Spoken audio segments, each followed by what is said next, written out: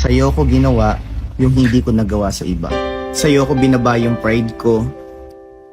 Sa'yo ko unang nagsabi ng totoo kahit na nahihiya ako at natatakot. Sa'yo ako unang natutong humingi ng sorry kahit na feeling ko ako yung nasaktan. Sa'yo ko sinubukan maging patient kahit na sobrang gusto ko nang sumuko. Sa'yo ako unang natutong maging open kahit na alam ko naman na sanay akong itago yung lahat. I gave you the kind of love that I never gave to anyone else. Not because they didn't deserve it, but because with you, I felt safe enough to try and I trusted you enough to break the walls I built for years. Hindi mo lang nakuha yung best version of me.